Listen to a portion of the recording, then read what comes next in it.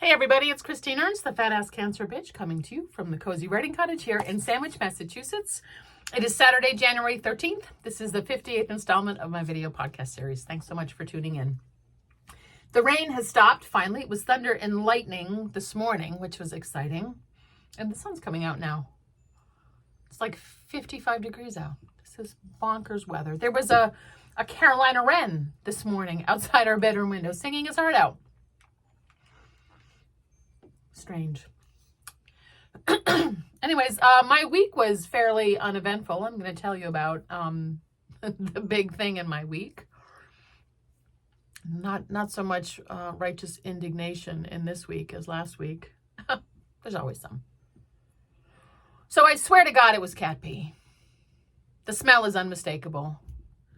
I cursed Loopy or Lola or Loopy and Lola, and I'm on my hands and knees sniffing every inch of the basement floor like a cadaver dog. Locating precisely the explicit border between the ordinary old cardboard mustiness of the cellar, sort of comforting, and the abrupt ammonia tang of cat pee. Disgusting. It was puzzling, though. The rug was not wet. It was a large area. There was no stain of any kind that I could perceive. And our cats had never done this. Granted, Loopy does have a nervous disposition and has been known to literally get the shit scared out of him when Lola gets the zoomies and chases him. Very rarely. Once on the bed, though, which was horrifying. Poor guy. But neither cat has ever marked out their territory. But because I was in a panic, my nightmare scenario come true. This is why I didn't want cats in the first place. We live in a tiny house. Damn, but now I love them so much. What if I become a cat lady whose house smells like cat pee and the few dwindling friends I have left are too polite to mention it to me, but they gradually stop visiting, so I get more cats for company, thus perpetuating the stereotype.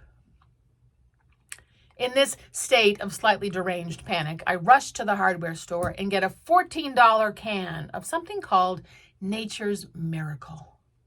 An enzyme-based, scientifically formulated, industry-proven, lightly floral-scented cat pee odor-annihilating foaming spray.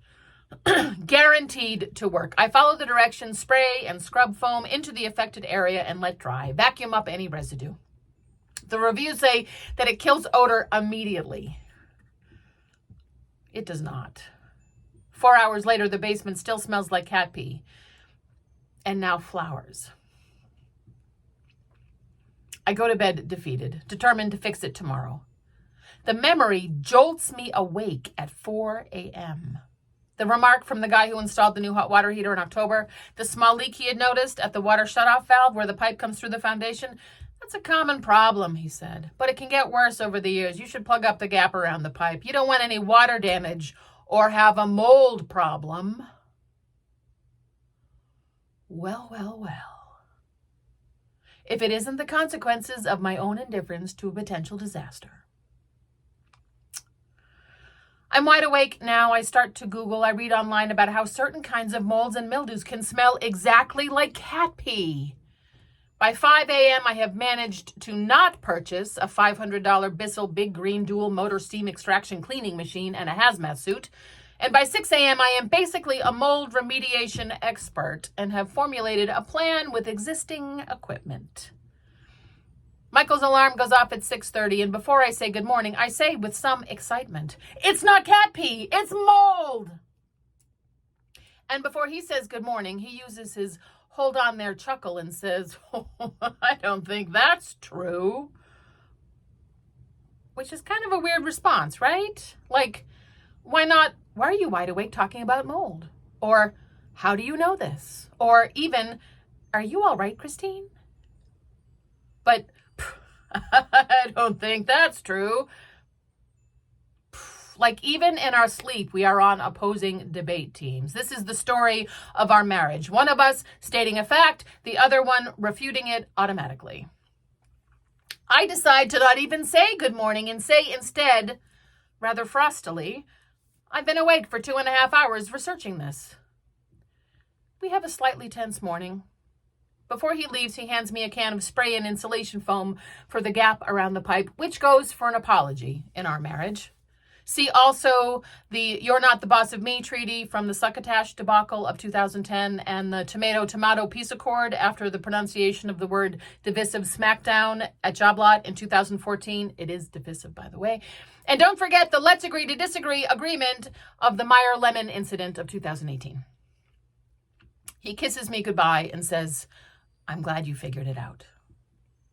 Happily, I haul out the wet vac. I move the treadmill. I move the elliptical, move all the furniture, a desk and 2 tables, 4 chairs, 3 bookcases, along with my accumulated hoard of all the bins and bags and baskets and boxes of stuff that ends up tucked, smashed, squirreled, crammed away in one's basement. If you can't tell from my writing cottage, I am a bit of a collector.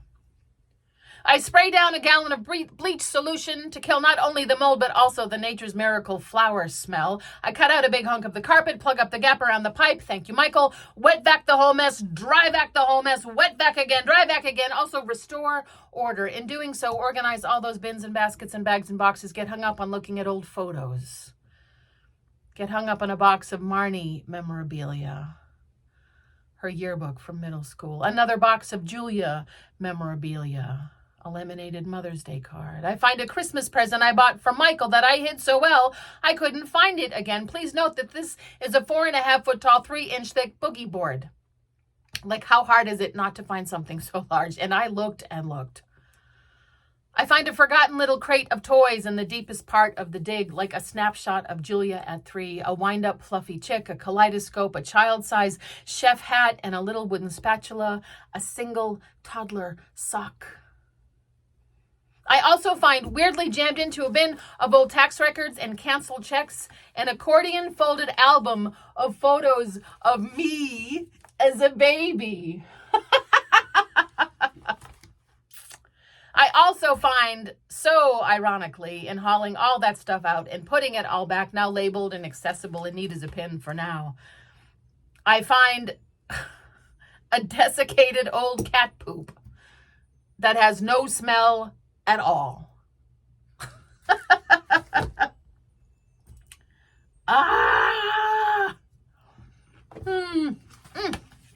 Look at me. Look at that.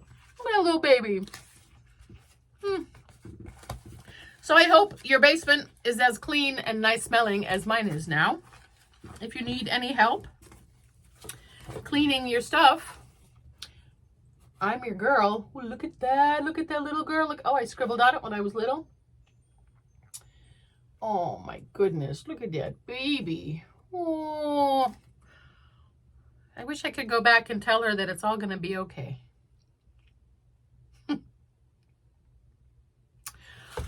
Have a lovely Saturday, my friends. Thank you for tuning in. Go clean something. Make sure there's no water in your basement, because mold can smell like cat pee. You are beloved. Come as you are. Happy Saturday. See you next week. Bye.